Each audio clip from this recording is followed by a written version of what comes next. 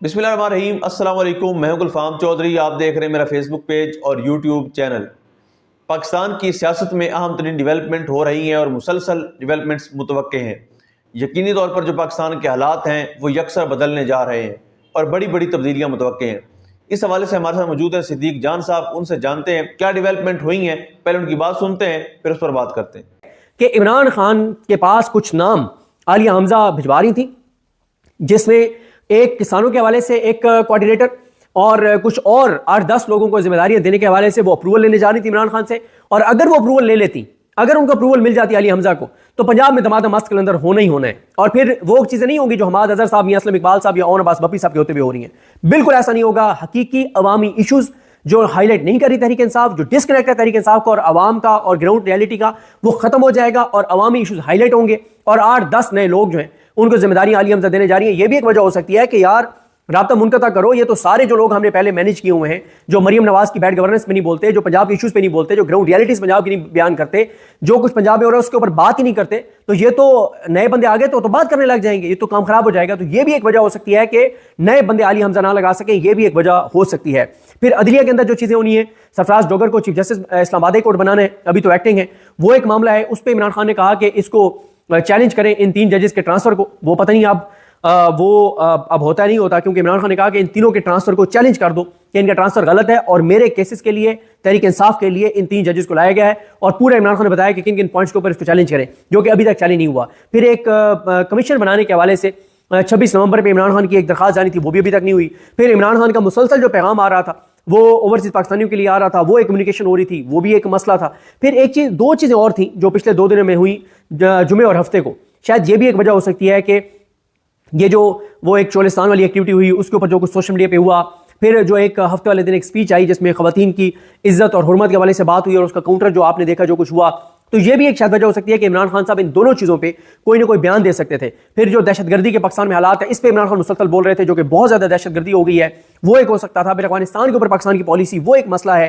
तो ये वो सारी चीज़ें हैं जिनमें इमरान खान जो बयान दे रहे थे उससे टेम्परेचर बढ़ रहा था, उससे इनके लिए मसाइल हो रहे थे, मामलात और हालात इनके हाथ से निकल रहे थे। तो यही वजह है कि इमरान खान पर अब मुलाकात पे जो पाबंदी लगाई गई है उसकी वजह मैंने आपको बता दी है कि मुमकिन तौर पे इन चीज़ों में से कुछ चीज़ों को रोकना होगा कि पीटीआई में इमरान खान तब्दीलियां ना करे, नए बंदे अच्छे ना लगाए, खासतौर पर पंजाब में ऐसे बंदे ना लगाए जो एक्टिविटी शुरू कर दें, ग्राउंड के ऊपर मसला ना बन जाए, और कोई IMF के हवाले से कोई नया बयान ना दे दें, अदलिया के हवाले से ना दे दें, इंटरनेशनल मीडिया के हवाले से ना दे दें, पार्टी के हवाले से ना दे दें।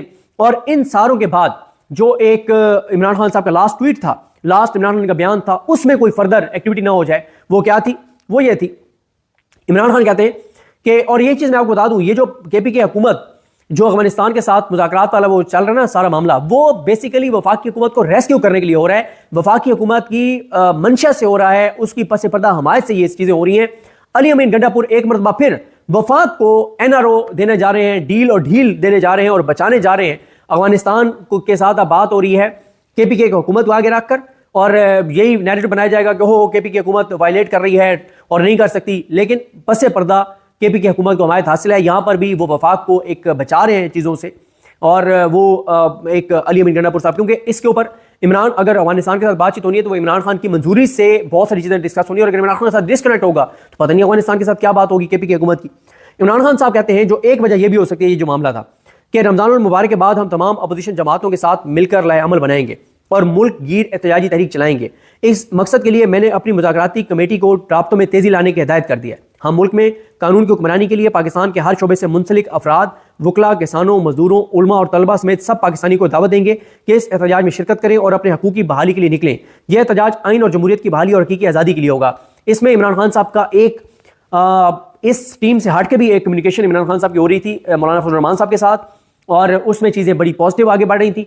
और वो भी एक हो सकता है कि मौलाना फजल रहमान और इमरान खान के दरमियान डिस्कनेक्ट हो, राब्ता ख़त्म हो, क्योंकि इमरान खान साहब को इस बात की रियलाइजेशन है कि इस निज़ाम ने जिस तरह से अदलिया को फतह कर लिया है, जिस तरह से लोगों को गोलियां मारी हैं, जैसे हाई कोर्ट को मैनेज कर लिया है, जैसे आर्ट फरीक के साथ जो कुछ किया, तो उसमें इमरान खान साहब ये समझते हैं कि ये आइडियल टाइम है कि मौलाना भी साथ हो, सब मिल के पाकिस्तान को बचाएं, क्योंकि अब मसला पाकिस्तान की बका और सलामती का है। तो ये बात सबको पता है, इस निज़ाम में कि जिस दिन मौलाना फजल रहमान और पीटीआई एक साथ सड़कों पर आ गए तो फिर तो खत्म है मामला। क्योंकि आप पीटीआई वालों को तो गोलियां मार सकते हैं, मौलाना के लोगों को गोलियां नहीं मार सकते, क्योंकि एक ही जमात को आप गोलियां मार सकते हैं। और वो भी आपने उस वक्त गोलियां मारी जब आपने उनकी लीडरशिप को मैनेज किया हुआ था, बाहर वाली को, इमरान खान को नहीं। जो लीड करने वाले थे वो भी मैनेज थे, जो पंजाब की क्यादत थी वो भी मैनेज थी, तब आपने गोलियां मारी। अगर पीटीआई की क्यादत मैनेज ना होती, तसव्वुर नहीं है कि एक भी बंदे को गोली लगती। और उसके बाद होना क्या था, पीटीआई की लीडरशिप ने अनाउंस करना था कि उनके जनाजे हम डी चौक में पड़ेंगे, लेकिन क्योंकि वो मैनेज थे सारे तो कोई मसला नहीं हुआ। लोगों को गोलियां भी लगी और उसके बाद भी कुछ नहीं हुआ। इस्तगासा चल रहा है, डिस्ट्रिक्ट कोर्ट में कोई जाते नहीं है, वहां पे ना कोई बात करता है, ना कोई प्रेस कॉन्फ्रेंस करता है। उसके बाद इमरान खान कहते हैं कि किसी भी जज का फर्ज है कि जब तक दोनों तरफ का मौकफ ना सुन ले कोई फैसला या रिमार्क्स ना दे, क्योंकि जजेस के रिमार्क्स और फैसलों की कि ना सिर्फ मुतलका मुकदमात बल्कि मुस्तकबिल के मुकदमात पर भी असात मुरतब होते हैं। जजेस का ज़ाब्ता अखलाक इस बात का मुतकाजी होता है कि कोई भी जज मुकदमा सुनते हुए ऐसे रिमार्क्स देने से एतराज़ करे।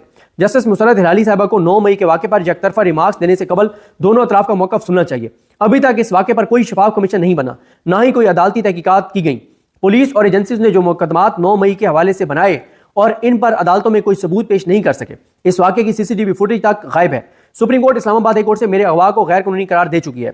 सुप्रीम हाई कोर्ट से मेरी गैर कानूनी अगवा को सुप्रीम कोर्ट गैर कानूनी करार दे चुकी है। 9 मई के वाक़यात में जुल्म भी हम पर किया गया, कारकुनान भी हमारे शहीद किए गए, इल्ज़ाम भी हम पर लगाया गया और सजा भी हमें दी गई। 9 मई के दिन जिस तरह कौम की माओ बहनों को सड़कों पर घसीट कर उनकी तौहीन की गई वो शर्मनाक है। 9 मई बाकायदा तौर पर मनसूबाबंदी से अमल में लाया जाने वाला एक प्लांटेड फॉल्स फ्लैग ऑपरेशन था। इसमें किसी भी जी शऊर को कोई शुबा नहीं होना चाहिए।